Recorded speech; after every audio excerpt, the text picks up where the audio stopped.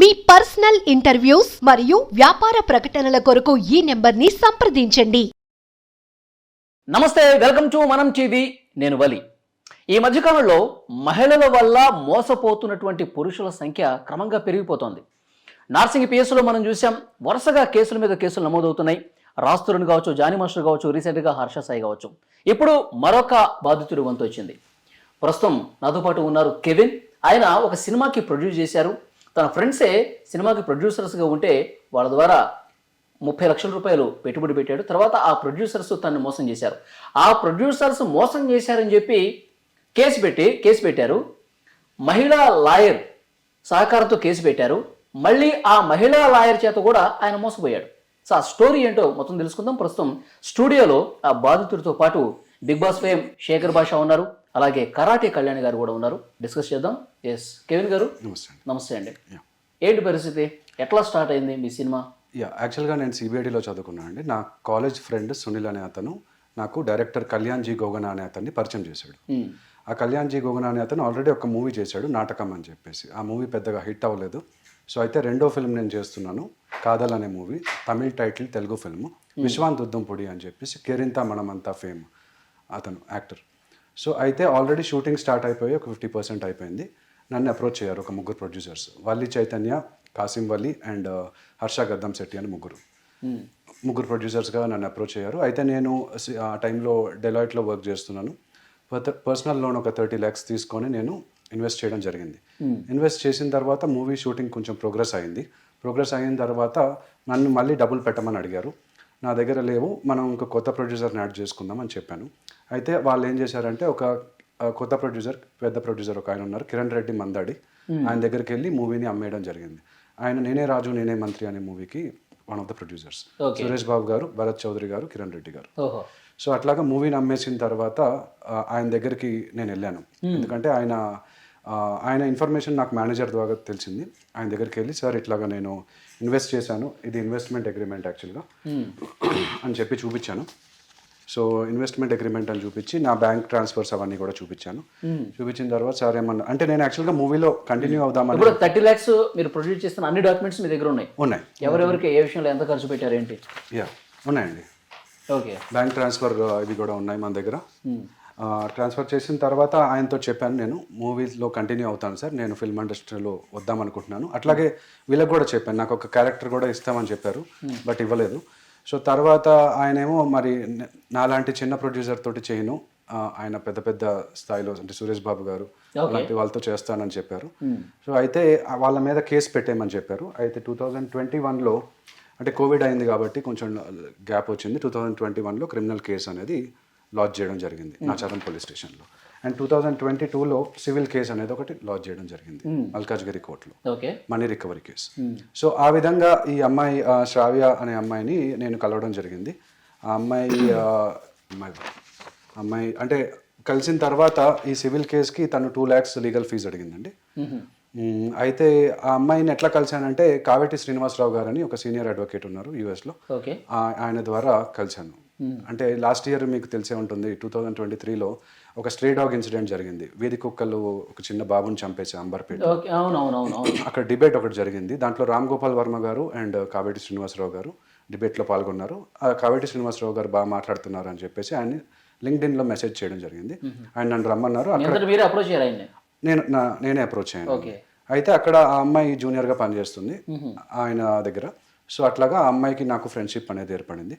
అట్లాగా మేమిద్దరము అంటే మా ఇద్దరికి కొంచెం మ్యూచువల్ ఇంట్రెస్ట్ ఉండడం వల్ల కామెడీ షోస్ కానీ మూవీస్ కానీ అట్లా తిరగడం జరిగింది. తర్వాత కొచ్చికి వెళ్తున్నాను నేను అని చెప్పేసి, అంటే నేను కూడా ట్రావెలింగ్ ఇంట్రెస్ట్ ఉంది కాబట్టి అట్లా ఇద్దరం కలిసి అనుకుని వెళ్ళాం. అయితే కేసు గురించి సీరియస్గా ముందుకు పోలేదు మీరు పరిచయం అయిన తర్వాత? కేసు యాక్చువల్గా అదే ఆమె దగ్గర ఉంది ఆల్రెడీ కేసు. కేసు గురించి 2 lakhs లీగల్ ఫీజు అడిగింది. ఆ 2 lakhs ఫీజు, నేను యాక్చువల్గా సాఫ్ట్వేర్ ఎంప్లాయీని, నేను మిడిల్ క్లాస్ ఫ్యామిలీ నుంచి. సో అంత సేవింగ్స్ నా దగ్గర లేవు. ఆల్రెడీ నేను అప్పు తీసుకొని ఇక్కడ పర్సనల్ లోన్ తీసుకొని ఇక్కడ మూవీలో ఇన్వెస్ట్ చేయడం జరిగింది కదా. సో అయితే నా దగ్గర credit card, software employees maximum credit cards మీద డిపెండ్ అవుతూ ఉంటాం. సో అట్లా క్రెడిట్ కార్డ్ ద్వారా పే చేస్తానని చెప్పాను. అంటే ఇప్పుడు సినిమా ప్రొడ్యూసర్ అంటే వాళ్ళ దగ్గర ఎంతో కొంత డబ్బు ఉంటుంది, ఇన్వెస్ట్ చేస్తారంటారు. మీరు 30 లక్షలు అది కూడా పర్సనల్ లోన్ తీసుకొచ్చి సినిమాకి ఎట్లా పెట్టారు? అంటే సినిమా పిచ్చి వాళ్ళు ఉంటారు కదండి, అలాంటి సినిమా పిచ్చా? దీనికి టీడీఎస్ డైరెక్ట్ అయినా, టీడీఎస్ సర్టిఫికేట్ ఉందా? టీడీఎస్ సర్టిఫికేట్ లేదు సార్, బట్ ఇది పర్సనల్ లోన్ తీసుకున్న మన దగ్గర ప్రూఫ్స్ అనేవి ఉన్నాయి. సో అంటే ఇప్పుడు అయితే ఈ మనీకి 2 lakhs అనేది నేను క్రెడిట్ కార్డ్ రూపంలో పే చేయడం జరిగింది. అంటే travel expenses, hotel expenses, flight expenses అనేవి కూడా మనం ఇట్లా ఇప్పుడు మీకు చూపిస్తే కనుక ఇక్కడ ఆ అమ్మాయికి ఇనిషియల్గా పే చేసిన అమౌంట్ ఇది చూడండి. ఓకే. 10,000 కన్సల్టేషన్ ఫీజు, తర్వాత 15,000 పే చేశాను. తర్వాత మేమిద్దరం కలిసి 2 days అనుకున్న ట్రిప్ కాస్త 1 week ఎక్స్టెండ్ అయింది. రాడిసన్ బ్లూ అని చెప్పి 5-star హోటల్లో ఉన్నాము. అక్కడ కట్టిన ఇన్వాయిస్లు ఇవి ఇన్వాయిస్లు, తర్వాత నా క్రెడిట్ కార్డ్తో కట్టిన పేమెంట్స్ కూడా నా దగ్గర ఉన్నాయి. అంటే వేటి కోసం ఖర్చు పెట్టారు అవి? మీ ఇద్దరు కలిసి అక్కడ స్పెండ్ చేశారు. యా, స్పెండ్ చేసిన అమౌంట్ అమ్మాయి దగ్గర నుంచి మీకు వెనక్కి రావాలా? అదే ఆ 1 lakh ఏదైతే స్పెండ్ చేశాను మేడం, ఆ 1 lakh యాక్చువల్గా తనకి ఈ లీగల్ ఫీజు, ఈ మన అంటే లీగల్ ఫీజ్ అని చెప్పి మీరు చెప్పారా ముందే? క్లియర్గా చెప్పాను, మన దగ్గర ప్రూఫ్ కూడా ఉంది. అంటే లీగల్ ఫీజ్ అని చెప్పారు. అంటే ఫీజు 2 lakhs లో 1 lakh మీరు పే చేసేసారు ఈ రూపంలో పే అంటే మీరు ట్రావెల్ ఇద్దరు అనుకొని మ్యూచువల్ కన్సర్న్ అనుకొని ఇద్దరు వెళ్ళి. ఆ అమ్మాయి యాక్చువల్గా డివోర్స్ కేసు పని మీద వెళ్ళింది మేడం. అక్కడ కొచ్చిలో ఒక డివోర్స్ కేసు పని. ఓకే, మీరు ఆమె కోసం వెళ్ళారు ఆమెతో పాటుగా? ఆమె కోసం కాదు, కొచ్చి చూడడానికి వెళ్ళాను. ఓకే. అట్లాగా మా ఇద్దరి మధ్యలో ఫ్రెండ్షిప్ ఆల్రెడీ ఉంది కదా అప్పటికే. ఓకే. సో అట్లాగా అది లవ్గా డెవలప్ అయింది. బట్ లవ్గా డెవలప్ అయినప్పుడు మీరు ఎట్లా దాన్ని క్లెయిమ్ చేస్తారు? అదే నేను చెప్తున్నాను కదా మీకు, లీగల్ ఫీజ్ గురించే నేను ఆ డబ్బులు స్పెండ్ చేశాను. ఆల్రెడీ అమ్మాయికి కూడా నేను ఇది చెప్పడం జరిగింది. లవ్ లో ఉన్నారు, ఫ్రెండ్షిప్ కాస్త లవ్ అయిపోయింది, ఇద్దరు కలిసి ట్రావెల్ చేశారు, అక్కడ ఖర్చు అది పెట్టి. మాత్రం రాంగ్ అంటాను నేను. మిగిలినవన్నీ తర్వాత మాట్లాడొచ్చు, కానీ ఇది ఒక్క పాయింట్ అయితే మాత్రం ఆమె వెనక్కి ఇవ్వాలి అనేది. లవ్ లో ఉన్నానని చెప్తున్నారు మీరే. సో అప్పుడు స్పెండ్ చేసిన ప్రతి రూపాయి కూడా ఇద్దరు కలిసి అనుకునే చేశారు. ఆమె కూడా మీకు కొంత దగ్గర అయి ఉంటుంది. సో మీరు అవన్నీ వెనక్కి ఇల్లేరుగా, ఆమె ఇచ్చేస్తుంది అమౌంట్. అది కాదు మేడం. సో మరి అదే కదండి అక్కడ పాయింట్. కాదు, మ్యాటర్ ఏంటంటే ఇక్కడ ఆల్రెడీ నేను చెప్పాను ఆమెకి, ఇది లీగల్ ఫీజ్ ఏదైతే నీకు 2 lakhs ఇవ్వాలి. నేను అది మీ లీగల్ ఫీజ్ అయినా సరే మీరు ట్రావెలింగ్ తీసుకెళ్లారు, మీరు ఫీజ్ గా ఇచ్చి. నేను ట్రావెలింగ్ తీసుకెళ్ళలేదు, ఆ అమ్మాయి వెళ్ళింది అక్కడ. ఆ అమ్మాయి వెళ్తూ నాకు పంపించింది, ఇది నా ఫ్లైట్ మీరు లవరే కదా ఆమె first? No we were just client and ఇది అడ్వకేట్ రిలేషన్. ఇద్దరికి ఏమైనా రిలేషన్ ఉండిందా? అప్పటికి లేదు. ఇప్పుడు తర్వాత రిలేషన్ ఏర్పడింది. తర్వాత అక్కడ ట్రిప్ లో అక్కడ ఏర్పడిందా? అక్కడ ఏర్పడింది. సో మీరు డబ్బులు అడగడం అనేది కరెక్ట్ కాదు.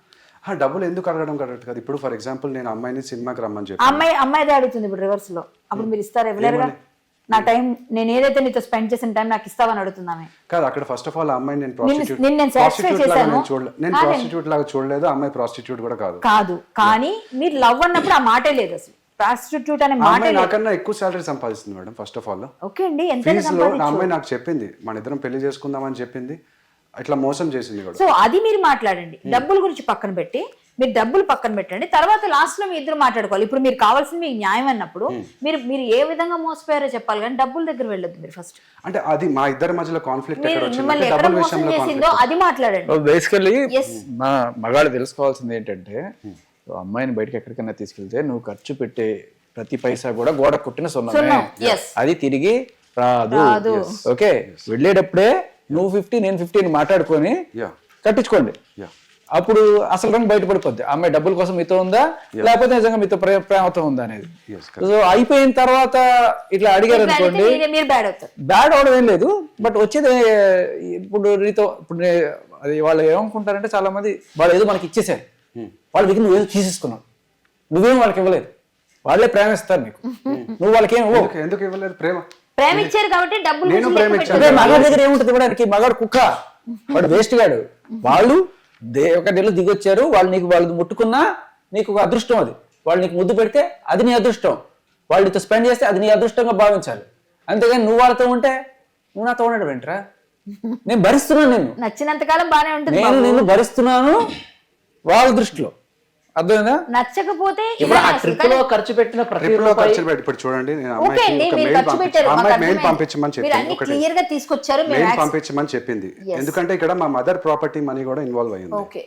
ఓకే, మా మదర్ ప్రాపర్టీ మనీ కాబట్టి ఇవ్వండి అని చెప్పి నేను అడుగుతున్నా క్లియర్ గా. చూడండి, it's only because my mother's property money. ఇక్కడ కూడా నేను అమ్మాయి అయితే ఇక్కడ చూడండి కొన్నిటికి, లైక్ ఫర్ ఎగ్జాంపుల్ మేము ఖుషి మూవీకి వెళ్ళాము, mister Shetty miss police Shetty మూవీకి వెళ్ళాము. వీటికి అన్నిటికీ నేనేం అడగట్లేదు డబ్బులు. When I asked a girl out, అక్కడ ఆబ్వియస్లీ అంటే బాయ్ పెడతాడు, లేదా అమ్మాయి అడిగింది అనుకోండి అమ్మాయి పెట్టచ్చు, లేదా ఇద్దరు ఈక్వల్ గా షేర్ చేసుకుందాం అనుకుంటే షేర్ చేసుకోవచ్చు. ఇక్కడ ఓన్లీ కొచ్చి ఎక్స్పెన్సెస్ ఏదైతే ఉందో దానికి మాత్రమే నేను ఓకే, ఆమె పని మీద వెళ్ళింది కాబట్టి మీరు ఎందుకు పెట్టాలి అన్నది. యా ఇప్పుడు ఆమె పని మీద ఫస్ట్ వెళ్ళింది కదండి, 2 డేస్కి ఆమె వేరే డివోర్స్ కేసు పని మీద వెళ్ళింది. నా క్రెడిట్ కార్డు ఎందుకు వాడాల్సి వచ్చింది? ఇప్పుడు చూడండి, ఆమె ఉన్న first day Radisson Blu invoice, okay, ఆ ఇన్వాయిస్లో 10,000 ఉంది. ఆ 10,000 ఏదైతే స్పెండ్ చేశారో అది నా క్రెడిట్ కార్డు నుంచి పే చేసింది. ఓకే సరే, ఓకే, అది మీ డబ్బుల విషయం. మీరు డబ్బుల విషయం మిగిలిన ఆ డబ్బుల విషయం వచ్చింది కాబట్టి ఆ అమ్మాయి ఇది పక్కన పెట్టి మీకు ఆమె మోసం చేసింది. అండ్ ఇంకొకటి కూడా, ఇప్పుడు కట్నం ఇప్పుడు అమ్మాయిలు అబ్బాయిల్లో ఇంతకు ముందు కట్నాలు తీసుకునే వాళ్ళు కదా అబ్బాయిలు, తీసుకున్నప్పుడు ఈ డబ్బులు తీసుకొని మళ్ళీ నేను పెళ్లి చేసుకోను అంటే మళ్ళీ కట్నం అడగొచ్చా అడగకూడదా? అంటే ఈమెకి మీరు భరణంగా ఇవ్వాల్సి వస్తే అక్కడ సిచ్యువేషన్ బట్టి ఉంటుంది. ఒకవేళ మీరు కానీ భరణంగా ఇవ్వాల్సి అంటే అమ్మాయిని మీరు విడిచిపెట్టేసినా ఏదైనా అమ్మాయి ఎలా బ్రతుకుతుంది? అమ్మాయి వేరే పెళ్లి చేసుకుంటే మీరేం రూపాయి ఇవ్వక్కర్లేదు. అమ్మాయికి ఆల్రెడీ ఒకసారి పెళ్లి అయింది, పెళ్లి అయింది, డివోర్స్ అయిపోయింది. తెలుసా మీకు? తెలుసు, ఇష్టపడ్డారు మీరు? తెలిసే ఇష్టపడ్డాను. ఆ తర్వాత అంటే తెలిసింది మనకి, తెలిసింది. తర్వాత ఈ మధ్య కూడా ఇంకొక అబ్బాయిని కూడా ఎంగేజ్మెంట్ చేసుకుంది, వంశీకృష్ణ అనే అబ్బాయి తోటి ఎంగేజ్మెంట్ కూడా అయింది. సో ఇప్పుడు ఫస్ట్ అఫీషియల్ గా ఆల్రెడీ ఆ అబ్బాయి ఫస్ట్ మొగుడు, తర్వాత నేను, ఇప్పుడు కొత్తగా వంశీకృష్ణ అనే అబ్బాయి. సో అన్అఫీషియల్ గా ఇంకెంత మంది ఉంటారో మనకు తెలియదు. అది మీరు అనకూడదులేండి, మీకు తెలియంది. అది తెలియంది. ఇప్పుడు అయితే నాకు తెలిసింది అయితే ఇది మీ పెయిన్ తెలుస్తుంది మాకు. మీకు ఏంటంటే కోపం ఎక్కడంటే అమ్మాయిని ఇష్టపడి లవ్ చేసి అమ్మాయి మిమ్మల్ని వదిలేసిందని పెయిన్ తెలుస్తుంది మాకు. అది ఒకటి చెప్పండి. సో తర్వాత కూడా లవ్ లో ఉన్నాము మేమిద్దరం. తను ఇక్కడ నుంచి ఇక్కడికి మళ్ళీ హైదరాబాద్ వచ్చిన తర్వాత కూడా నాకు నచ్చిన ఒక షర్ట్, కొచ్చిలో నచ్చిన షర్ట్ కూడా అమ్మాయి నాకు గిఫ్ట్గా ఇచ్చింది. అంతా బాగానే ఉంది. అయితే మధ్యలో ఎవరో ఆ అమ్మాయి వైశ్య, హిందూ వైశ్య, నేను జనరల్ ఓసీ జనరల్ క్రిస్టియన్. అయితే అమ్మాయికి ఎవరో సైంటిస్ట్ ఒక అతను పరిచయం అయ్యాడంట. అతన్ని పెళ్లి చేసుకుందామని చెప్పేసి నన్ను విడిపించుకుందామని చెప్పి, సేమ్ కమ్యూనిటీలో చేసుకుందామని చెప్పి నన్ను విడిపించుకుందామని చెప్పి ఇట్లాగా నా కేసు వాపస్ ఇచ్చేస్తాను, నా డబ్బులు రిటర్న్ ఇవ్వను. ఇప్పుడు కేసుకి అనే కదా నేను డబ్బులు స్పెండ్ చేసింది ఆల్రెడీ.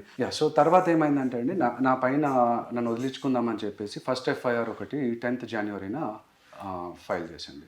అయితే దానికి ముందు షీ టీమ్స్లో కంప్లైంట్ చేసింది. ఏమని అంటే నేను అమ్మాయిని ఇష్టపడుతున్నానని చెప్పేసి పెళ్లి చేసుకుందామని చెప్పి ఆ అమ్మాయిని తోటి కొంచెం ఫోర్స్ చేస్తున్నట్టుగా రాసేసింది, రిలేషన్షిప్ లేదు అన్నట్టు రాసేసింది. సో షీ టీమ్స్ నుంచి 4 పోలీస్ వాళ్ళు వచ్చి నా టేబుల్ పైన ఉన్న గ్యాడ్జెట్స్ అన్నీ కూడా, MacBook, HP EliteBook, ఒక 5 గ్యాడ్జెట్స్ అన్ని తీసేసుకున్నారు, ఫోన్స్ కూడా.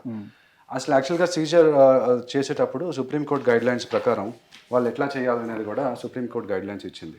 సో ఏంటి అంటే హ్యాష్ వాల్యూ అనేది తీయాలి. బేసిక్లీ హ్యాష్ వాల్యూ అంటే మన ఫోన్లో ఒక 100 ఫొటోస్ ఉన్నాయనుకోండి, ఆ 100 ఫొటోస్ ఉన్నాయి అంటే 99 కావచ్చు, 101 వాళ్ళు ప్లాంట్ చేయొచ్చు, ఎవిడెన్స్ కూడా ప్లాంట్ చేయొచ్చు, లేదా ఫొటోస్ డిలీట్ చేయొచ్చు. సో వాళ్ళు కాపీ తీసుకొని మన కాపీ మనకి ఇవ్వడం, అది చేయాలి. అట్లా చేయకుండా సీజర్ రిపోర్ట్ ఇవ్వకుండా దౌర్జన్యంగా నా గ్యాడ్జెట్స్ అనేవి తీసుకున్నారు. తీసేసుకొని ఆ అమ్మాయికి నా ఫోన్ ఇచ్చేసి నువ్వు డిలీట్ చేసుకో అమ్మా అంటే, కొచ్చిలో దిగిన ఇప్పుడు నేను మీకు చూపించిన ఫొటోస్ ఏవైతే ఉన్నాయో ఆ ఫొటోస్ అన్నీ డిలీట్ చేసేసి మా ఇద్దరి మధ్యలో జరిగిన వాట్సాప్ కాన్వర్సేషన్, ఇన్స్టాగ్రామ్ చాట్ అన్నీ కూడా, SMS కూడా మొత్తం డిలీట్ చేసేసింది. ఆ డిలీట్ చేయడం వల్ల ఇప్పుడు నా దగ్గర ఉన్న ఎవిడెన్స్ లేకుండా నేను ఫైట్ చేయడానికి నాకు ఇబ్బంది అవుతుంది ఒకటి. రెండోది ఏంటంటే అడ్వకేట్ అని చెప్పేసి అమ్మాయి గర్వంగా నువ్వు ఎట్లాగైనా నువ్వు మళ్ళీ నోటీస్ పంపించుకో, లేకపోతే కోర్టులో కేసు వేసుకో అని చెప్పేసి నన్ను థ్రెటన్ చేసింది. అట్లాగే రెండో FIR కూడా చార్మినార్ PSలో వేసింది నా పైన. ఎందుకంటే బార్ కౌన్సిల్లో కంప్లైంట్ ఇవ్వమని చెప్పారు ఒక అడ్వకేట్, సీనియర్ అడ్వకేట్. బార్ కౌన్సిల్లో కంప్లైంట్ ఇచ్చానని చెప్పి దానికి రివెంజ్గా సెకండ్ FIR చార్మినార్ పోలీస్ స్టేషన్లో మార్చి 19న వేసేసి. ఏమని పెట్టింది? అదే 4D స్టాకింగ్ అని చెప్పేసి సెకండ్ FIR 506 అంటే క్రిమినల్ ఇంటిమిడేషన్. అంటే ఫస్ట్ FIR నువ్వు తీస్తావా లేదా, లేకపోతే నేను నీ పైన బార్ కౌన్సిల్లో కంప్లైంట్ పెడతాను అనేటట్టు పోర్ట్రే చేసి నన్ను విలన్ లాగా అది చేసింది. ఫస్ట్ FIRలో 354D 500 506 అంటే modesty of a woman, defamation and stalking ఈ కేసులు పెట్టింది. సో తర్వాత మిమ్మల్ని ఏమైనా అరెస్ట్ చేయడం కానీ అట్లా ఏమైనా చేశారు? నేను ఆల్రెడీ యాంటిసిపేటరీ బెయిల్ తీసుకున్నాను. అట్లాగే అంటే ఇప్పుడు ఈ అమ్మాయి వల్ల లాస్ ఏంటంటే నాకు జాబ్ పోయింది. ఆ జాబ్ మళ్ళీ రికవర్ చేసుకోవాలన్నా కూడా నాకు గ్యాడ్జెట్స్ కావాలి నాకు. సో ఇంటర్వ్యూస్కి ఇవ్వాలంటే మాకు అదే నేను చెప్పాను ఇందాక, జర్నలిస్ట్కి, మాకు సాఫ్ట్వేర్ ఎంప్లాయీస్కి ఈ గ్యాడ్జెట్స్ అనేవి టూల్స్, దాని ద్వారా మేము శాలరీ సంపాదించుకుంటాం. సో ఇప్పుడు గ్యాడ్జెట్స్ తీసుకోవడం వల్ల నాకు శాలరీ లక్షల్లో లాస్ అయిపోయింది. నా జీతం 3 లక్షలు గ్రాస్ శాలరీ, అది లాస్. దాంతోపాటు లీగల్ ఫీజులు ఒక 3 లక్షల వరకు ఖర్చు పెట్టాల్సి వచ్చింది. అయితే నేను వేరే అడ్వకేట్స్ దగ్గర కూడా వెళ్ళినప్పుడు కూడా వాళ్ళు ఏం చెప్పారంటే, ఆ అమ్మాయి మా లీగల్ ఫ్రెటర్నిటీ, సో ఆమె పైన మేము ఏమీ ఫైట్ చేయలేము. మీరు ఆ అమ్మాయి గురించి పోలీస్ స్టేషన్లో కేసు పెట్టడానికి ట్రై చేశారు? ట్రై చేశానండి. కొచ్చి పోలీస్ ఇక్కడ నాచారం పోలీస్ స్టేషన్కి వెళ్ళాను ఫస్ట్. వెళ్తే వాళ్ళు ఏమన్నారంటే ప్లేస్ ఆఫ్ అఫెన్స్ వచ్చేసి కేరళలో జరిగింది కాబట్టి కేరళకి వెళ్ళమన్నారు. అయితే కేరళ ఎప్పుడండి ఇది? ఏ ఇయర్? జీరో ఎఫ్ఐఆర్ చేయొచ్చు కదా. ఏ ఇయర్ ఇది? ఇది ఇయర్ సార్. ఈ ఇయర్లోనే. ఈ ఇయర్. ఎప్పుడు వెళ్ళారు? ఇది నేను ఏప్రిల్లో వెళ్ళాను. నాచారం ఏప్రిల్ వెళ్ళారు, జూలై నుంచి వచ్చింది కదా బిఎన్ఎస్. బిఎన్ఎస్ జూలైలో వచ్చింది. ఓకే. సో ఏప్రిల్లో వెళ్ళాను. అక్కడ నుంచి ఒక అడ్వకేట్ని కూడా తీసుకొని కార్లో వెళ్ళాము మేము కొచ్చికి. వెళ్తే అక్కడ వాళ్ళేమో ఆ అమ్మాయిని పైన రేప్ కేసు పెట్టే అవకాశం ఉంది, సో నువ్వు చీటింగ్ కేసు పెడితే అని చెప్పి వాళ్ళు తీసుకోలేదు. సో అందుకని నేను అంటే నీ సేఫ్టీ గురించి వాళ్ళు చాలా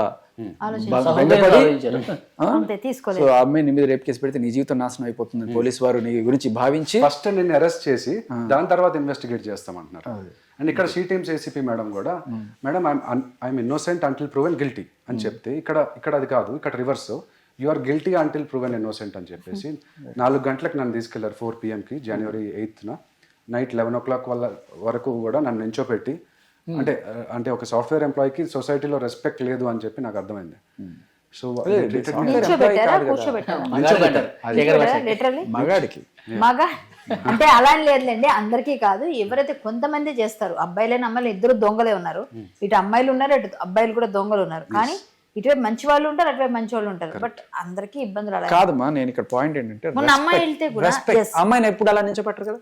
అమ్మాయి వెళ్తే మొన్న మీరే చెప్పారు, అమ్మాయి ఎవరు తన పేరేంటి, మొన్న ప్రీతి అమ్మాయి వాళ్ళు వెళ్తే అమ్మాయిని తిట్టి పంపించారు పోలీసులు. మన అమ్మాయికి విలువ లేదు. సో మనం అలా అనలేం, అబ్బాయిలు అని చెప్పలేం. కాకపోతే అబ్బాయిలు కొంచెం ఏంటంటే ఎక్కువగా అమ్మాయిలకి ఎక్కువ సపోర్ట్ గా ఉన్నాయి న్యాయాలు చట్టాలు కూడా తీసుకుని వెళ్ళాను మేడం తర్వాత. సో అబ్బాయిలకి కొంచెం తక్కువ ఉన్నాయి. ఫీమేల్ అడ్వకేట్ తర్వాత తీసుకుని వెళ్ళాను. అంటే నాకు లాసెట్ ర్యాంక్ వచ్చింది జూన్లో. తెలంగాణ లాసెట్ ఎగ్జామ్ జరిగింది. ఆ లాసెట్ ర్యాంక్ వచ్చినప్పుడు మేడంకి చూపెడదామని వెళ్తే ఒక ఫీమేల్ అడ్వకేట్ని తీసుకెళ్తే మీరు కూర్చోండి నువ్వు నుంచో అంటున్నారు. అంతే, ఆడవాళ్ళని గౌరవించడం మన సంప్రదాయం. అందువల్ల ఆ పని సంస్కృతిలో భాగం అది పాటిస్తున్నారు. సర్లేండి పోలండి. అది ఏంటమ్మా చెప్పండి. కొంతమంది అమ్మాయిలు కూడా తిడుతున్నారు, అదేం లేదు. ఇవన్నీ పక్కన పెడితే చాలా ఇంపార్టెంట్ పాయింట్స్ నేను నోటీస్ చేసిందంటే, ఆ అమ్మాయి మీ మీద కేసులు పెడితే ఇలా అయిపోయినాయి. మీరు వెళ్ళి ఇక్కడ పెడితే 0 FIR అవ్వదు, అక్కడ ఏకంగా కొచ్చిన్కి వెళ్ళి పెడితే కూడా ఎందుకు వచ్చిన గోలరా వెళ్ళిపో అని చెప్పారు. సో బేసికల్లీ ఇదే ప్రాబ్లం నేను గత 4-5 నెలలుగా ఫైట్ చేస్తుంది. ఏంటంటే మగాడికి ఎక్కడన్నా సరే పోలీస్ స్టేషన్లో కేసులు పెడితే తీసుకునే పరిస్థితి లేదు. వాళ్ళు లెటర్గా నీకు చెప్పిన మాట ఏదైతే ఉందో, అమ్మాయి కేసు పెడితే నీ పరిస్థితి ఏంటి, అమ్మాయి కేసు పెడితే నీ పరిస్థితి ఏంటి, ఇలాగే మాట్లాడతారు. సో ఖచ్చితంగా దీన్ని మనం మార్చుకోవాలనుకుంటే నువ్వు చదివిన లా వల్ల మహా అయితే వాదించుకోగలవు తప్ప దీనికి పొలిటికల్ సొల్యూషన్ రావాలనేదే నా ప్రయత్నం. లిటరల్లీ వెళ్ళి పోరాటం చేసుకుని ఈ రూల్స్ మార్చుకునేదాకా మగాడికి ఇక్కడ జీవితం లేదు. నీకు బెస్ట్ చెప్పనా, షీ టీమ్స్ లాగా మనకి హీ టీమ్స్ పెట్టాలని. సీరియస్ చెప్తున్నా. ఒకటేంటంటే ఇది కాదు, నువ్వు ఒకటి వీసా తీసుకొని వేరే దేశానికి వెళ్ళిపోయి, వీసా ఉంది అక్కడ మగాడికి రెస్పెక్ట్ ఉండే దేశం ఏదైనా ఉంటే అక్కడికి వెళ్ళిపో. లేదంటే ఇంకొక ఆప్షన్ ఉంది, బ్యాంకాక్ పోయి అక్కడ అమ్మాయిగా మారిపోయి ఇక్కడికి వచ్చేస్తే నీకు రెస్పెక్ట్ ఉంటుంది. సో ఈ 2 ఆప్షన్లో ఏదైనా కాకుండా, లేకపోతే ఇక్కడ కుక్కలాగా బతకాలంటే ఇక్కడ కుక్కలాగా ఇక్కడ బ్రతకూడదు. మనం రూల్స్ మార్చాలి. ఇప్పుడు నాకు US 10-year visa, UK 10-year visa ఉంది. ఓకే కానీ ఇప్పుడు నేను యూఎస్కి H1B వీసా వేసుకున్నామంటే ఏప్రిల్లో వాళ్ళు ఒప్పుకోలేదు. ఎందుకంటే నీ పైన FIR ఉంది అని చెప్పేసి. FIR ఉండే కూడా అవదంటే ఇప్పుడు వన్ ఆఫ్ ద ప్రొడ్యూసర్స్ ఎవరైతే ఉన్నాడు హర్ష గద్దం శెట్టి అని అతను US వెళ్ళిపోయాడు చక్కగా.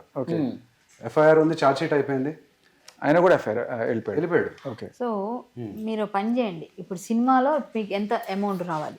సినిమాలో 30 లక్షలు నాకు లాస్ అయింది. 5 years బ్యాక్ పెట్టుకున్నాం మనం, ఫిక్స్డ్ డిపాజిట్లో వేసుకున్నా లేదా ల్యాండ్ మీద పెట్టినా డబుల్ అయిపోయేది. ఆ లాస్ అయింది. తర్వాత సినిమా రిలీజ్ చేయట్లేదు. ఇప్పుడు సినిమా ప్రొడ్యూసర్స్ కూడా కొంతమంది డబ్బులు ఇస్తా ఉన్నారా? సినిమా ప్రొడ్యూసర్స్ కూడా బ్లాక్ మనీని వైట్ మనీగా కన్వర్ట్ చేసుకుందామని కొంతమంది రిలీజ్ చేయట్లేదు.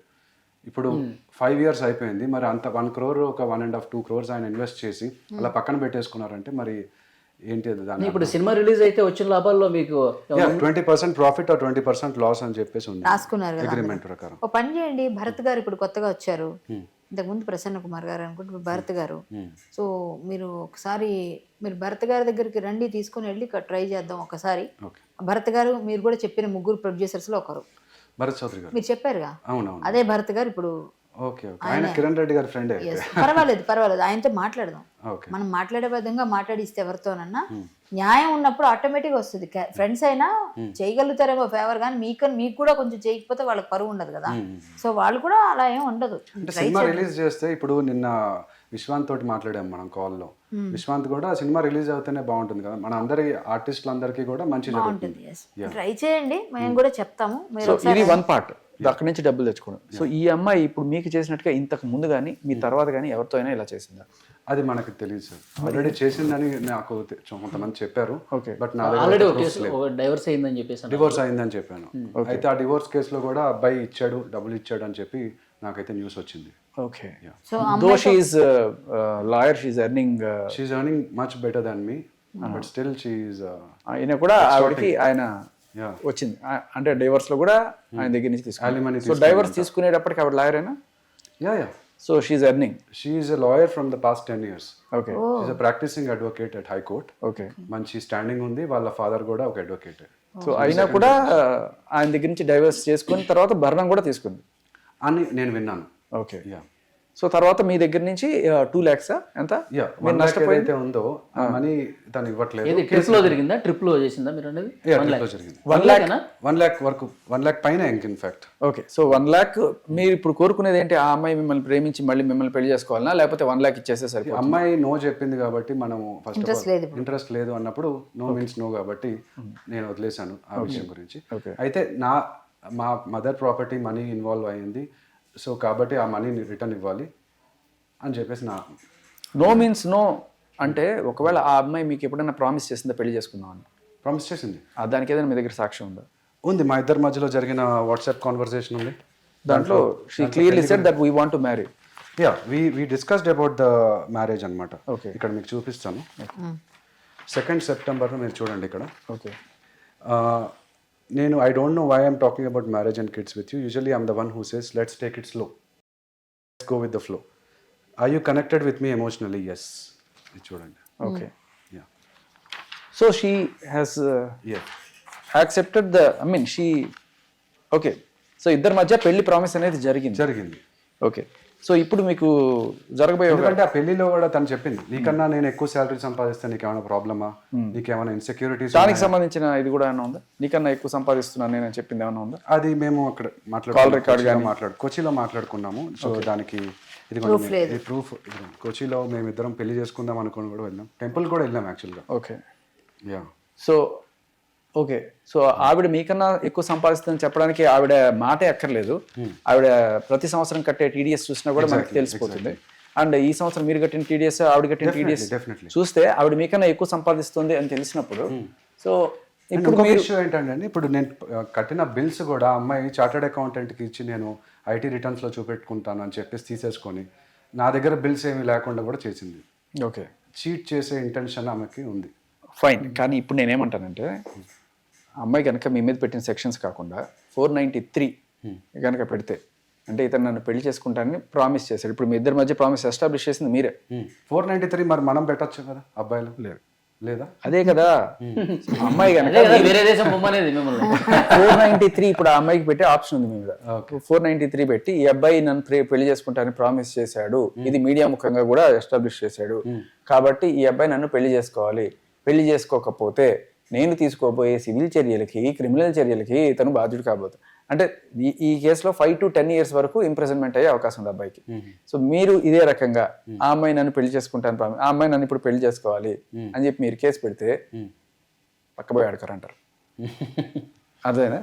సో బేసికల్లీ మగాడికి మనసు లేదనే విషయం మగాడికి గౌరవం లేదు, మనసు లేదు, మన చట్టం పట్టించుకోదు. అది.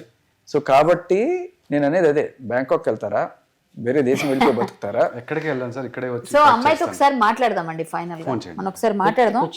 ఎవరెవరు వెళ్ళారు? మేమిద్దరమే. ఇద్దరితో పాటు ఎవరున్నారు? ఇంకెవరు లేరు. ఇది అక్కడ ఆ సిజిహెచ్ ప్రాపర్టీ వాళ్ళ ఓనర్స్ వాళ్ళు. ఒకవేళ ఆ అమ్మాయి పెళ్లి చేసుకుంటాను ఇప్పుడు అంటే, మీ ఇద్దరు ఉన్న ఫోటో ఒకటి అమ్మాయి బిజీగా ఉంది. ఇప్పుడు ఆ అమ్మాయి సరే పెళ్లి చేసుకుంటాను అందనుకో, ఫోటో ఎవరు తీశారు ఇది మీ ఇద్దరిని? అది కూడా అక్కడ ఉంది కదా ఫోన్లో, నేను తీస్తున్నాను కదా సెల్ఫీ, కెమెరా మిర్రర్. ఇది మొత్తం ఎట్లా వచ్చింది? మిర్రరా? ఓకే. ఆ అమ్మాయి పెళ్లి చేసుకుంటాను అందనుకోండి, మీరు పెట్టిన తర్వాత పెళ్లి చేసుకుంటాను నేనేం మోసం చేయలేదు, మీరు మోసం చేయలేదు కదా, మీరు పెళ్లి చేసుకోవడానికి రెడీగానే ఉన్నారు ఇంకా? రెడీగానే ఉన్నాను. ఓకే. అంటే ఇప్పుడు చట్టంలో నీకు అలాగే పోలీస్ స్టేషన్స్లో జరిగిన విషయాలు ఏవైతే ఉన్నాయో, అంటే కొచ్చిని పోయినా మీకు అదే, నాచారం ఉన్నా ఒకటే, భారతదేశం అంతా ఒకటే కాబట్టి మీరు ఎక్కడికి పోయినా మీ కేసు ఎవడో తీసుకోడు. మీరు లీగల్ కాకుండా ఈ ప్రైవేట్ కేసెస్ ఏదైనా చేసుకుండా సరే, అది ఎవడు పట్టించుకుంటాడు అనేది పక్కన పెడితే, ఇప్పుడు మీ మీద ఇంకో రకంగా ఆవిడ 493 పెట్టచ్చు కానీ మీరు పెట్టకూడదు. ఇలాంటివి ఉన్నప్పుడు మీకున్న ఆప్షన్ ఒక మగాడిగా మీకు జరిగిన అన్యాయం వినడానికి మీడియా అయితే ఖచ్చితంగా ఉంది. అంతే. సో చట్టం వినదు, పోలీసులు వినరు, బట్ మీడియాలో మీ గోడు మీరు చెప్పుకుంటున్నప్పుడు కూడా మీ మీద డిఫేమేషన్ వేస్తాను, నోరు మూయిస్తాను అని చెప్పడానికి ఈ రకమైన అర్హత లేదు. భారత ప్రభుత్వం ఏమి ఇచ్చినా మగాడికి ఏమి ఇవ్వకపోయినా ఒక హక్కు అయితే ఇచ్చింది, వాక్ స్వాతంత్ర హక్కు, అండ్ మాకు పత్రికా స్వాతంత్ర హక్కు ఇచ్చింది.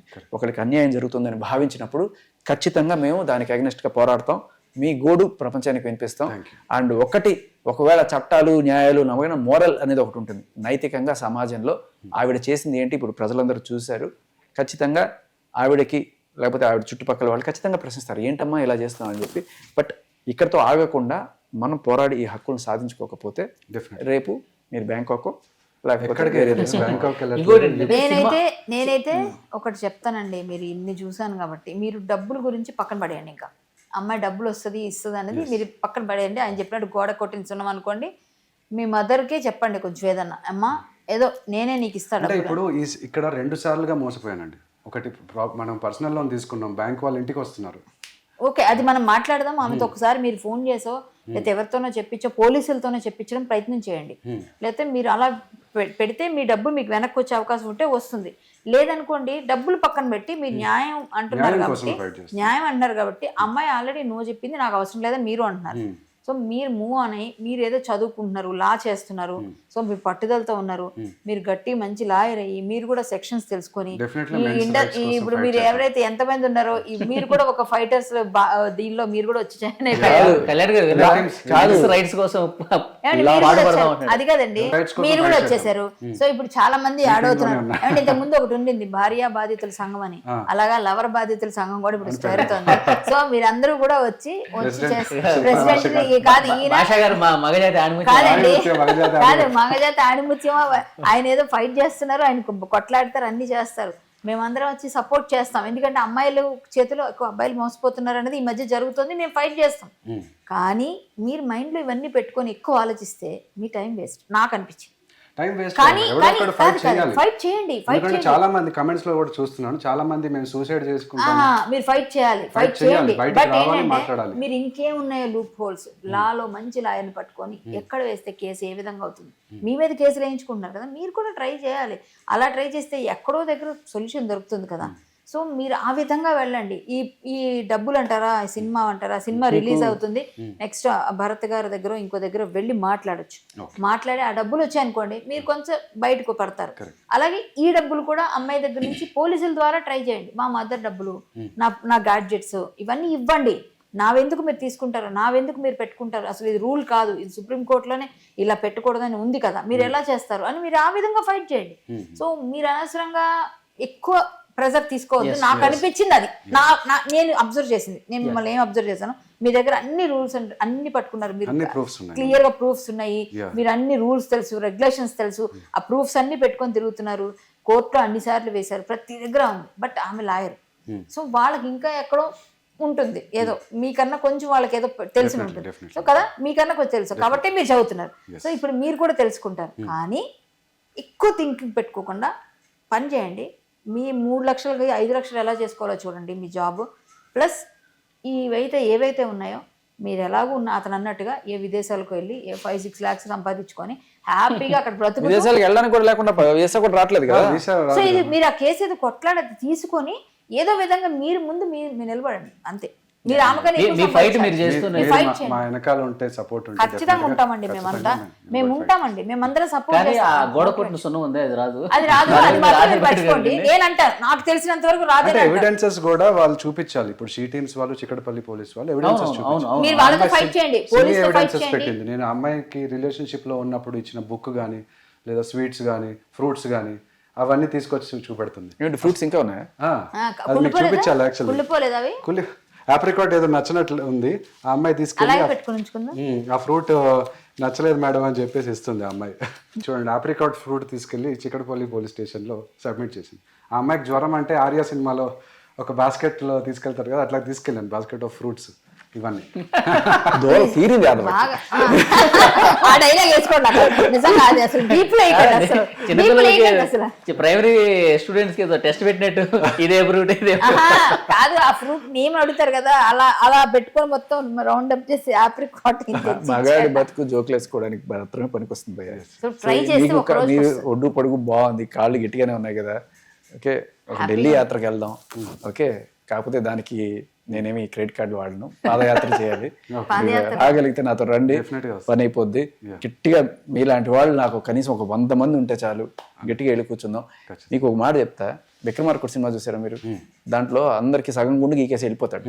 వెళ్ళిపోయిన తర్వాత అందరూ ఎమ్మెల్యే దగ్గరికి వెళ్ళి అయ్యా మేమేం చేయాలి, ఇలా పోలీస్ ఆఫీసర్ల దగ్గరికి వెళ్ళి సార్ ఇట్లా ఒక అమ్మాయి నన్ను మోసం చేసింది అని చెప్పి అంటే మేము ఎవరితో చెప్పుకోవాలండి అని చెప్పి ఆ పోలీస్ ఆఫీసరే ఒక అమ్మాయి మీద బాధితుట, ఒక అమ్మాయి ఆయన మీద కేసు పెట్టింది. ఆయన ఇంకా లాక్కోలేక పీక్కోలేక చేస్తుంది అనమాట. సో మన చట్టాలు ఏ రేంజ్ లో ప్యాంపర్ చేసేసి వాళ్ళని అక్కడ పెట్టాయంటే, ఇప్పుడు ఒకసారి రక్తం మరిగిన పులి ఉంటుంది చూసారా, ఇంకా అదే పనిగా ఓకే నేను కేసు పెడితే తీసుకున్నారు, ఇంకా అదే పనిగా రిపీట్ అఫెండర్లు తయారవుతుంది. ఇది ఒక ఎక్స్టార్షన్, ఇది ఒక బిజినెస్ గా మారుతుంది. సో వీటిని మనం కట్టడి చేయకపోతే రేపు బ్యాంకాకో లేకపోతే ఇంతే. నాకు తెలిసి తొందరలోనే మారుతుందని కూడా నేను అనుకుంటున్నానండి.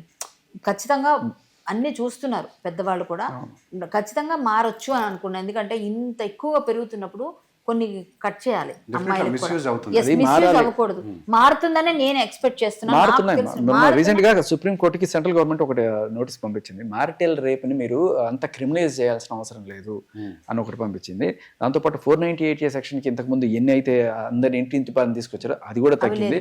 సో బట్ ఇవి సరిపోవు, ఇలా చేసుకునే వాళ్ళకి చాలా స్వర్గధామంలాగా మారుతున్నాయి మన చట్టాలు. మనం గనక ఇవి కరెక్ట్ చేసుకోకపోతే ఖచ్చితంగా మనం, అంటే ఇది మారాలి అంటే ఒకటి వాళ్ళు మనకి ప్రామిస్ చేయాలి మారుస్తామని, లేకపోతే మనం వాళ్ళని మార్చాలి. గవర్నమెంట్ మారుతుందా, మీరు చట్టాలు మారుస్తారు, దానివల్ల ఉపయోగం లేదు. పార్లమెంట్ లో దీని గురించి చట్టాలు మారాలి. మగవాడికి కూడా సెకండరీ సిటిజన్ కాదు, మగాడు కూడా మనిషి, ఆడికి మనసు ఉంటుందని మీరు గుర్తించి దానికి చట్టాలు తగ్గట్టుగా చేయకపోతే మీరు మారుస్తారా, మిమ్మల్ని మార్చమంటారా? అంతే.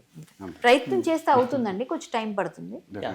ఇలాంటి వాళ్ళు ఇప్పుడు ఇలాంటి వాళ్ళందరూ బయట అందరికీ తెలిస్తే ఎగ్జాంపుల్స్ అనమాట. అబ్బాయిలు ఏ విధంగా మారుతున్నారు, ఇలాంటి అబ్బాయిలు కూడా ఫైట్ చేయగలరు, వీళ్ళ దగ్గర అన్ని ఎవిడెన్సెస్ ఉన్నాయి. అయినప్పటికీ ఆయన తాలూకా చూసారా గ్యాడ్జెట్స్ తీసేసి వినే నాథుడు లేడు. కానీ మీడియాకి మీరు రావడం కరెక్ట్ పాయింట్. మీరు ఈ ఫ్రస్ట్రేషన్ లో అమ్మాయి మీద యాసిడ్ పోయడాలు, మగాడికి ఎవ్వడు న్యాయం చేయడు, నా న్యాయం నేనే చేసుకోవాలని చెప్పి అమ్మాయి మీద దాడి చేయడాలు, యాసిడ్లు పోయడాలు, ఇలాంటివి చేయకుండా మంచి మార్గం ఎంచుకున్నారు. కనీసం మీ ఫ్రస్ట్రేషన్ తీసుకోవడానికి మీడియాకి వచ్చారు, మీకు కాస్త దీనివల్ల అండ్ మీ వల్ల కొంతమంది ఇన్స్పిరేషన్ కూడా వస్తుంది. సో దయచేసి మగాడికి న్యాయం జరగదని తెలిసినా మీరు ఇట్లాంటి పనులు చేసుకోకండి. మీడియా ఉంది, మీ గోడు వినడానికి మీరు వచ్చి చెప్పండి, మనం ఉద్యమం చేసి సాధించుకుందాం. అండ్ ఆల్సో కొంతమంది అమ్మాయిలకి సైకలాజికల్ ఇష్యూస్ ఉంటాయి సార్. ఈ అమ్మాయి కూడా నాకు ఫోన్ చేసి కలుద్దామంటే ఎందుకు యాసిడ్ పోస్తావా నా ముఖం పైన అని చెప్పి అడిగింది. ఆ కాల్ రికార్డింగ్ కూడా ఉంది నా దగ్గర. క్రిస్మస్కి కేక్ ఇస్తే ఏంటి పాయిజన్ తెచ్చావా కేక్ లో అని చెప్పేసి ఇట్లాంటివి. అంటే మనం తప్పు చేసినప్పుడు అవతల వాళ్ళు మనం టార్గెట్ చేస్తారనే భయం ఉంటుంది కదా. సో తప్పు చేసామనే ఫీలింగ్ అమ్మాయికి ఉందబట్టే మీ మీద భయం మొదలైంది. పోన్లేండి, ఏదైనా మీరు మంచిగా బాగున్నారు అన్ని విధాలుగా, ఆ మెంటల్ స్టేట్స్ అలాగే అది అలాగే ఉండి మీరు చదువుకోండి మంచిగా. నేనైతే మీరు చదివి లాయర్ అయిపోయి మాకు కూడా సపోర్ట్ చేద్దరు, కానీ అది నేను చెప్తున్నా, మీరు ముందు మంచి లాయర్ అవ్వండి. మీరు డబ్బులు ఆ విషయంలో వదిలేసండి, ఇంకా ఈ సినిమా వరకు డబ్బులు రావాలని ఫైట్ చేద్దాం, అన్ని విధాలుగా మేము సపోర్ట్ ఉంటాం. మీరు మంచి పని చేశారు, మీ బాధను చెప్పుకుంటున్నారు కాబట్టి జనాలకు ఆయన అన్నట్టుగా ఇన్స్పిరేషన్ కొంతమందికి మీరు బాగా జరగాలి, మీకు అన్ని మంచి జరగాలని కోరుకుంటున్నాం. ఇంతకు మించి ఏమీ ఇప్పుడు ఇందులో చెప్పడానికి లేదు. ఇక్కడ అన్ని మీడియా కూడా సపోర్ట్ ఉంటుంది. శేఖర్ భాష గారు, కరాటే కళ్యాణ్ గారు చెప్పినట్టు మీరు ఏదన్నా ఇంకా ఫర్దర్ గా చెప్పుకోవాలన్నా కానీ మనం టీవీకి మీరు స్వేచ్ఛగా రావచ్చు, మీ వర్షన్ మీరు చెప్పుకోవచ్చు. డెఫినెట్గా మగాళ్ళ వాయిస్ని బలంగా వినిపించే మీడియా ఏదైనా ఉందంటే మనం టీవీ. శేఖర్ భాష గారు రాజస్థానం లావణ్య కేసు మనం చూసాం, చాలా బలంగా ఫైట్ చేశారు ఆయన. అట్లాగే కరాటే కళ్యాణ్ గారు. సో డెఫినెట్గా మీడియా అనేది కొన్ని చోట్ల 2 sides ఉంటుంది, కానీ మగాళ్ళ తరఫున మరింత బలంగా అవసరం ఉంది డెఫినెట్గా. ఎందుకంటే మగాళ్ళ బాధ్యతల సంఖ్య పెరుగుతుంది, నర్సింగ్ కేసులు ఎలాంటి కేసులు నమోదవుతున్నాయి మనం చూస్తూ ఉన్నాం. సో డెఫినెట్గా మీరు అలాంటి ఆందోళన చెందొద్దు, మీరు ఫైట్ చేయండి, మీకు డెఫినెట్గా 100% సపోర్ట్ ఉంటుంది. నాతో మీరు టచ్లో ఉండండి. మనం అంతే. పని అయిపోద్ది. కలిసి చేద్దాం ఏదో ఒకటి. Sure sure thank you thank you నమస్తే గాడ్ బ్లెస్ యూ